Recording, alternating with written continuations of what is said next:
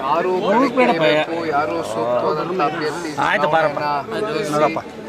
ಸಮರ್ಥವಾಗಿ ಗೆಲ್ತಕ್ಕಂಥ ಕುದುರೆ ಅನ್ನೋದನ್ನ ನವದೆಹಲಿಯಲ್ಲಿ ಕೇಂದ್ರದ ನಾಯಕರುಗಳು ಕೂತು ತೀರ್ಮಾನ ಮಾಡಬೇಕು. ಎರಡೂ ಪಕ್ಷದ ರಾಜ್ಯ ಮಟ್ಟದ ನಾಯಕರುಗಳು ಕೂತು ಒಟ್ಟಾರೆಯಾಗಿ NDA ಅಭ್ಯರ್ಥಿನ ಕಣಕ್ಕಿಳಿಸ್ತಾರೆ. ಅಂದರೆ ಸರ್, ನಿಖಿಲ್ ಅವರ ನಡೆ ಏನು ಅಂತಂದರೆ ಎಲ್ಲರೂ ಕೂಡ ಒತ್ತಡ ಆಗ್ತಾ ಇರುವಂಥದ್ದು, ನಿಖಿಲ್ ಅವರೇ ಸ್ಪರ್ಧೆ ಮಾಡಬೇಕು ಅಂತೇಳಿ.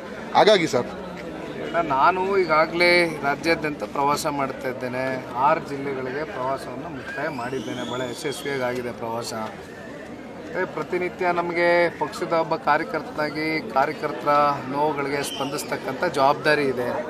ಹಾಗಾಗಿ ಆ ಕೆಲಸದಲ್ಲಿ ನಾನು ಒಂದು ಸ್ವಲ್ಪ ಬ್ಯುಸಿ ಇದ್ದೇನೆ. ಬಹುಶಃ ಏನು ಶೀಘ್ರದಲ್ಲೇ ಡೇಟು ಚುನಾವಣೆಯ ದಿನಾಂಕ ಘೋಷಣೆ ಆಗ್ತಕ್ಕಂಥದ್ದು ನಾವೆಲ್ಲರೂ ಕೂಡ ನಮಗಿರ್ತಕ್ಕಂಥ ಮಾಹಿತಿ.